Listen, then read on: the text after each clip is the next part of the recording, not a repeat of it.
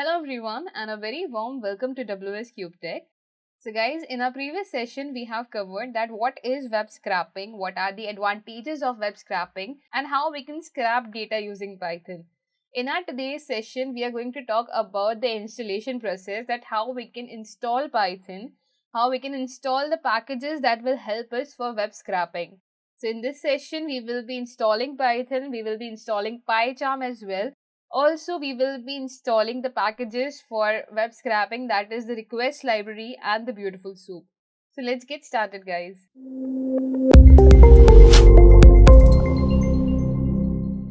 So first of all, to install Python, we'll be going to our browser, and here we will be writing Python download. So just write Python download and it will take you directly to this page where we have the first link says download Python. On the top it says python.org. So this is the link which we want, and if you go to this link you can see we have the latest version of Python, that is 3.11. Let's download this one. So we'll be downloading this. You can download it anywhere you want, and let's say I want to download it over here in my local disk C, or even on my desktop as well. So let's just download it on desktop. And once we are done with this, once the downloading is done, we need to just click on it. Do remember to check this box. This says add python.exe to path, and let's install it now, and let's click on yes.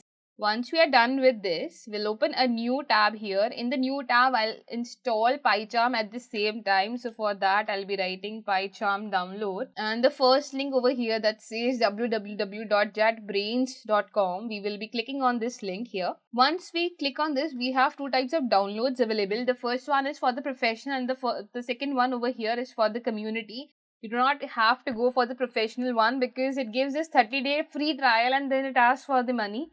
So we'll just go with the download one, like with the community one. So just click on download. Once we click on download, and here a pop-up is there, let's click on save, and it will also start getting downloaded. I hope that Python is also still taking time in our progress. Its setup is in progress, and at the same time the PyCharm is also getting downloaded. So let's just wait for both of them to get downloaded. Once we have installed both of them, if you already have them, then you do not have to install them once again.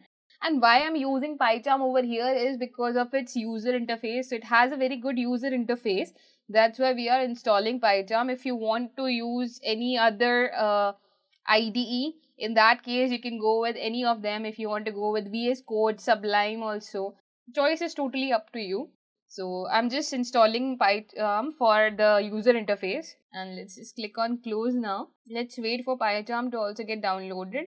And in the search box, if I write Python now, so we have Python 11 over here, 3.11 actually. This is how it looks like here. And if I search on again and search for idle, this is how the interpreter looks like. And if you want to directly work over here, create a new file here and work here only, in that case you can work here as well. And for PyCharm, we will just click on PyCharm here. Once we click on PyCharm, again it will give us a pop-up on our page, just like how we got it for Python installation. So we'll receive the same kind of pop-up here. Let's click on yes. It will ask you that do you want to allow this app to make changes to your device, and you need to click on yes. Then click on next, and then click on next again. And here are some options which says that if you want, it's a shortcut on the desktop. If you go to a folder and if you right click on it, it says that open project as Python project or PyCharm with PyCharm. Then it can automatically add that. And I'm just gonna click on all the check boxes here. Click on install, and it will take a little while over here. Meanwhile, what we can do is we can install the packages for our web scraping as well. So for web scraping, we will be requiring two libraries over here, that is the request library and the beautiful soup. We will be discussing in brief that what is request library and what is beautiful soup. Before that, let's just download their packages. For that, again, I'll open my search box and write command prompt here. So as soon as you write C, it will give you command prompt. And for now, what you need to do for request library.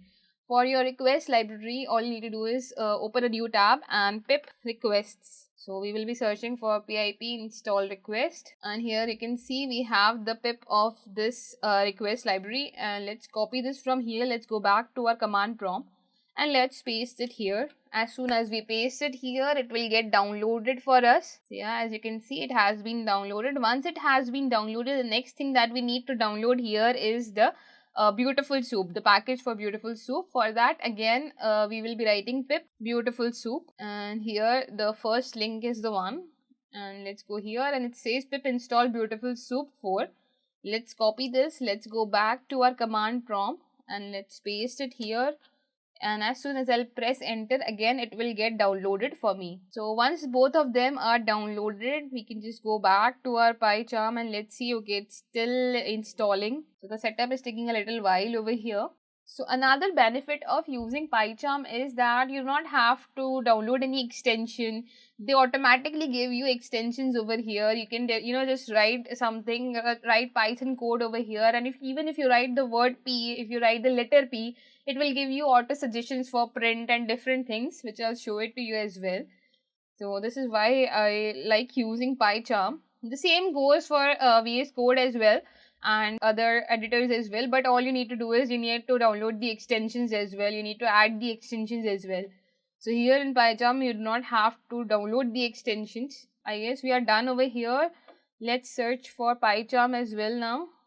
And you can see over here we have PyCharm Community Edition. Let's click on this, and I'll just write a simple program of hello world to show you that how does it looks like over here. So I like the interface right now. So previous interface had different colors, a little different. Now they have added a tint of black color as well, which is really nice. So I basically already had this PyCharm and I just uninstalled it to show it to you. That's why it automatically opened on a file.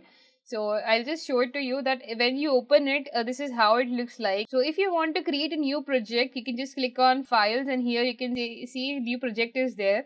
As soon as you click on new project, you can see it says the location over here, that wherever you want to create it. Open this. Here we have different things. We have this interpreter over here, which is 3.9 Anaconda interpreter. We don't want this. We want our interpreter that we have downloaded right now, that is Python 3.11. So here what we'll do, we'll go for system interpreter, and system interpreter we have this thing over here. We have our Python 11 over here. Let's click on OK. And once we're done with this, we have we have over here is this one. So 3.11. Let's click on create. As soon as you will create it, you will see a main file will open like this, and all you need to do is, okay, I'll just show it to you. It has some really good functions, like you can scroll it and the size of the text will increase. And if I write P, as I told you, it's taking a little while for Python interpreter over here. So let's just wait for a while. So as I told you, you can see as soon as I write P, it gives me auto suggestions over here. So you can see we have print now, and print hello world, and let's run it. So as soon as I run it, you can see over here at the bottom we have the hello world over here. So this is how basically it works, and this is how you can install PyCharm and all the other packages. I hope both of these packages, how we have installed these packages, are clear to you. All you need to do is go to your command prompt and install these given packages. Once the installation is done, now we are ready for scrapping, web scrapping, and from our next session onwards, we'll start working with the web scrapping. So I hope guys you have no doubts in the questions, and in our next session, we'll continue our journey on web scrapping. So stay connected guys, and I'll see you in the next session. Thank you.